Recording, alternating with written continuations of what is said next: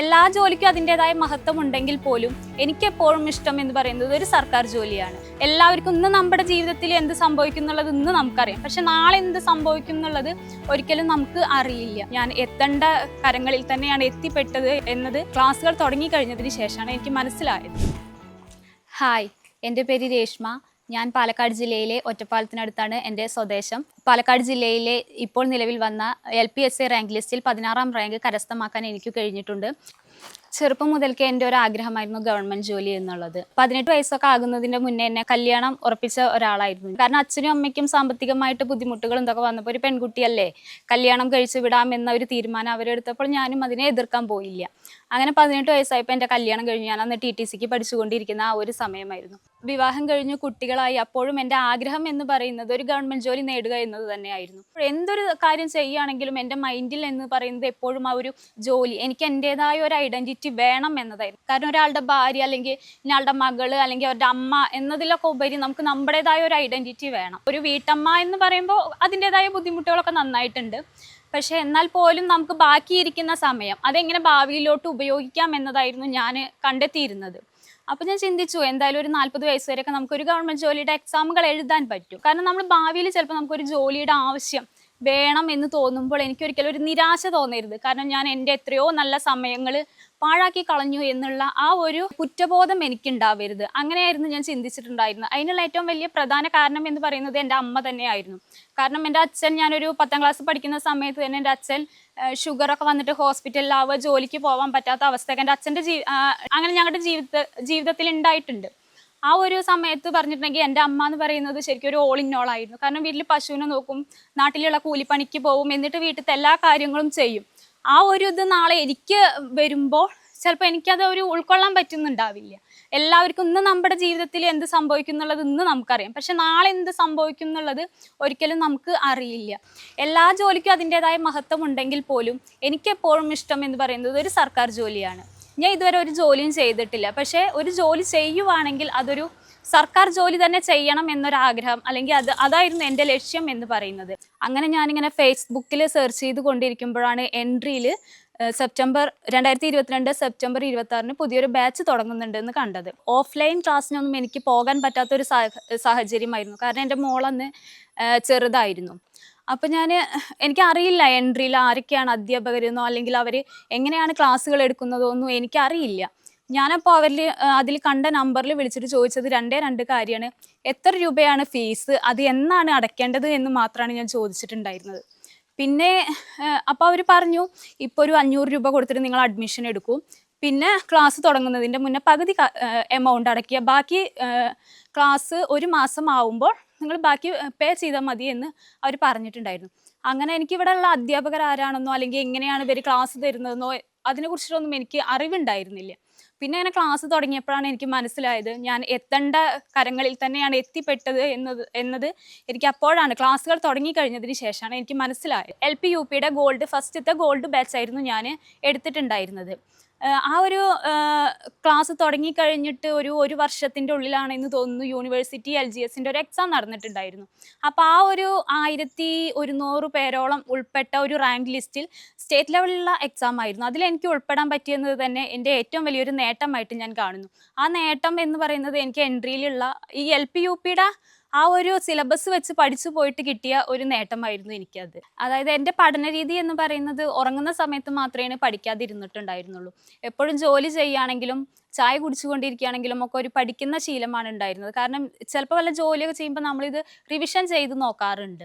ഇന്ന് പഠിച്ച കാര്യങ്ങൾ നാളെ ആദ്യം പഠിക്കുന്നത് അതായിരിക്കും. അതിനുശേഷം മാത്രമേ പുതിയൊരു ടോപ്പിക് എടുത്തിട്ട് പഠിക്കാൻ നിൽക്കാറുള്ളൂ. എനിക്ക് വിഷമം തോന്നുന്ന സബ്ജക്റ്റുകൾ ഇംഗ്ലീഷ്, മലയാളം, മാത്സ് അതൊക്കെ കുറച്ച് ബുദ്ധിമുട്ടായിട്ടുള്ള ടോപ്പിക്കുകളായിരുന്നു. അപ്പോൾ അതിനൊക്കെ എന്ന് പറഞ്ഞിട്ടുണ്ടെങ്കിൽ ഞാൻ ഒരുപാട് സമയം കണ്ടെത്തിയിരുന്നു. എൻ്റെ മെൻറ്ററായിട്ട് വന്നിരുന്നത് ബെറ്റി മിസ് ആണ്. ബെറ്റി മിസ്സിനെ കുറിച്ച് എന്ന് പറയാൻ നമുക്ക് വാക്കുകൾക്ക് അതീതമാണ് ബെറ്റി മിസ്സിൻ്റെ വർക്ക് എന്ന് പറയുന്നത്. കാരണം ഞങ്ങൾ എപ്പോൾ ഒരു ഡൗട്ട് ചോദിച്ചിട്ടുണ്ടെങ്കിലും മിസ് അത് ഞങ്ങൾക്ക് അപ്പോൾ തന്നെ ക്ലിയർ ചെയ്തിട്ട് തരുമായിരുന്നു. പിന്നെ എൻട്രിയിൽ അധ്യാപകരെന്ന് പറഞ്ഞിട്ടുണ്ടെങ്കിൽ എല്ലാവരും നമുക്ക് നല്ല സപ്പോർട്ടായിരുന്നു. എടുത്തു പറയേണ്ട കുറച്ച് പേരുകൾ എന്ന് പറഞ്ഞിട്ട് എല്ലാവരും മികച്ച വ്യക്തികളായിരുന്നു. പിന്നെ Pradeep sir, Sujesh sir, Sreenidhi sir, Unni sir, Vishakh sir, അങ്ങനെ ഒരുപാട് പേരുടെ ക്ലാസ്സുകൾ നമുക്ക് കിട്ടിയിട്ടുണ്ടായിരുന്നു. എല്ലാ അധ്യാപകരും നല്ല രീതിയിൽ തന്നെയാണ് ഞങ്ങൾക്ക് ക്ലാസ്, റെക്കോർഡഡ് ക്ലാസ്സുകളാണെങ്കിലും ലൈവ് ക്ലാസ്സുകളാണ് എങ്കിലും തന്നിട്ടുണ്ടായിരുന്നു. അതായത് ഒരുപാട് സ്റ്റഡി പ്ലാനുകൾ നമുക്ക് ഇവിടെ അവൈലബിൾ ആയിരുന്നു. ഞങ്ങൾ പറയുന്നതിനനുസരിച്ചിട്ട് അവർ സ്റ്റഡി പ്ലാനുകൾ ഇട്ട് തന്ന് ഞങ്ങളതിന് അത്രയും സ്റ്റഡി പ്ലാനുകൾ നമുക്ക് ഇവിടെ ഉണ്ടായിരുന്നു. പിന്നെ എൻട്രി ആപ്പ് എന്ന് പറയുന്നത് എനിക്ക് തോന്നുന്നു നമ്മളൊരു ഷോപ്പിംഗ് മോളിൽ പോയുള്ള അതുപോലെയുള്ള ഒരു ഇതാണ്. കാരണം എല്ലാം നമ്മുടെ വിരൽത്തുമ്പിലുണ്ട്.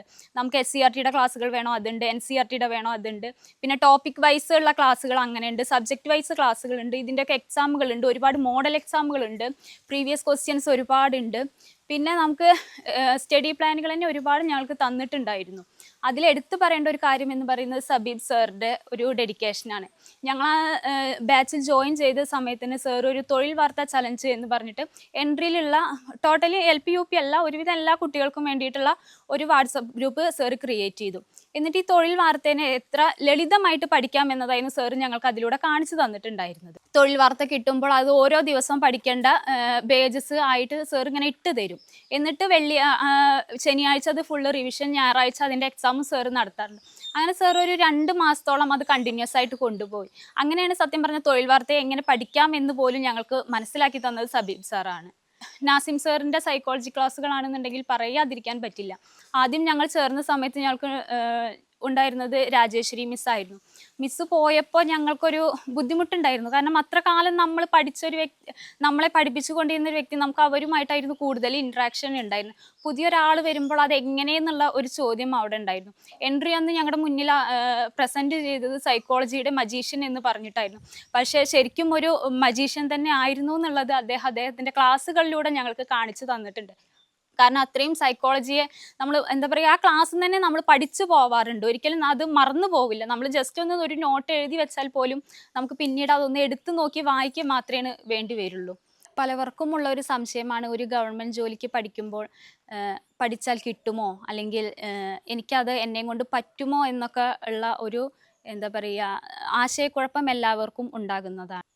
ഞാൻ ഇത്രയും പറഞ്ഞ സ്ഥിതിക്ക് ചിലപ്പോൾ നിങ്ങൾക്ക് തോന്നുമായിരിക്കാം എനിക്ക് അതിൻ്റെ സാഹചര്യങ്ങൾ എനിക്ക് അനുകൂലമായത് കൊണ്ടായിരിക്കാം ഒരു 16ാം റാങ്കൊക്കെ നേടിയത് എന്ന് ചിലപ്പോൾ നിങ്ങൾക്ക് തോന്നുമായിരിക്കാം. പക്ഷേ ഒരിക്കലുമല്ല. കാരണം എല്ലാവരെ പോലെയുള്ള സാഹചര്യങ്ങൾ തന്നെയായിരുന്നു എൻ്റേതും. ഒരു വീട്ടമ്മ എന്ന രീതിക്ക് നമുക്ക് അതിൻ്റേതായ ഒരുപാട് ചുമതലകളുണ്ട്.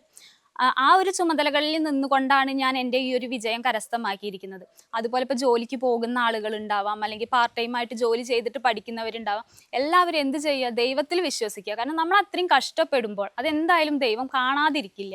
ആ ഒരു ശുഭാപ്തി വിശ്വാസത്തോട് കൂടിയിട്ട് നമ്മൾ പോവുക. നമുക്ക് എപ്പോഴും കഷ്ടപ്പാടും ബുദ്ധിമുട്ടുകളൊക്കെ വരുമ്പോഴാണ് നമുക്ക് പഠിക്കാനുള്ള ഒരു എനർജി കിട്ടുന്നത്. പിന്നെ ഇനി വരുന്ന LP UP 2027 എക്സാം ഉണ്ടാവും. അതിന് ഒരുപാട് പേര് ഇപ്പോഴേ തുടങ്ങണോ, അല്ലെങ്കിൽ ഇപ്പോഴേ പഠിച്ച് തുടങ്ങണോ, അല്ലെങ്കിൽ നോട്ടിഫിക്കേഷൻ വന്നിട്ട് പഠിച്ചാൽ പോരെ, സിലബസ് മാറുമോ, ഇതേ സിലബസിലാണോ ഇനി പോവുക എന്നൊക്കെ ഉള്ള ഒരുപാട് സംശയങ്ങൾ ഇപ്പം തന്നെ ഉണ്ടാവും. പക്ഷെ അതൊന്നും നോക്കണ്ട, ഇപ്പോൾ തന്നെ നമ്മൾ പഠിച്ചു തുടങ്ങുക. കാരണം നമ്മുടെ മുന്നിൽ പഠിക്കാൻ ഒരുപാട് കാര്യങ്ങളുണ്ട്. ഇപ്പോൾ പഠിച്ചു തുടങ്ങിയാൽ മാത്രമേ നമുക്കതൊരു നല്ല സിലബസ് നന്നായിട്ട് കംപ്ലീറ്റ് ചെയ്യാനും റിവിഷൻ നല്ല രീതിയിൽ നടത്താനും പറ്റുള്ളൂ.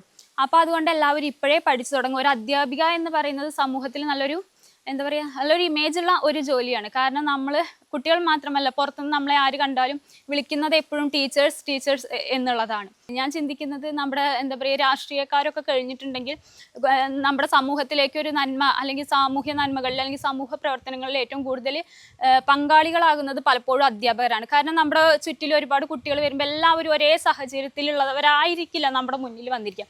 അപ്പോൾ ആ കുടുംബങ്ങളൊക്കെ നമുക്കറിയാനും അതിലൂടെ അവർക്ക് എന്തെങ്കിലും ഹെൽപ്പ് ചെയ്യാനൊക്കെ ഒരു അധ്യാപിക എന്നുള്ള രീതിയിൽ കഴിയുന്നുണ്ട്. ഞാനൊക്കെ എൻ്റെയൊക്കെ പഠിക്കുന്ന കാലത്ത് തന്നെ എൻ്റെ ടീച്ചേഴ്സൊക്കെ എന്നെ ഒരുപാട് ഹെൽപ്പ് ചെയ്തിട്ടുണ്ടായിരുന്നു.